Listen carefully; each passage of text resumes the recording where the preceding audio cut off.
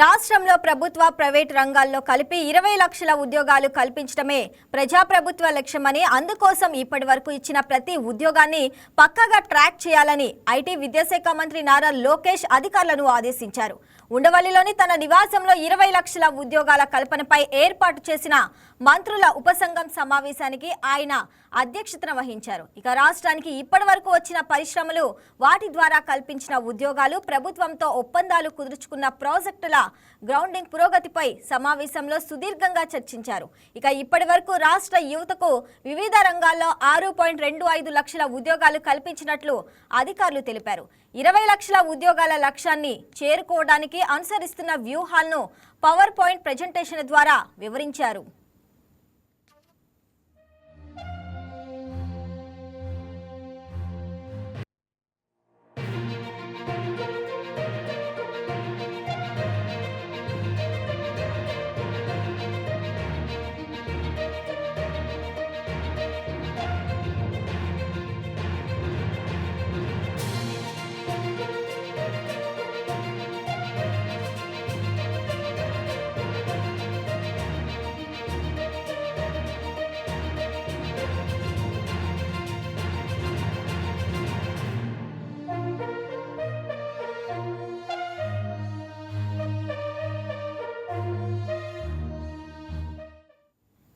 ఇక పరిశ్రమల స్థాపనకు అవసరమైన అనుమతుల ప్రక్రియను సింగపూర్, దుబాయ్ కంటే సులభతరం చేయాలని మంత్రి లోకేష్ అధికారులకు దిశానిర్దేశం చేశారు.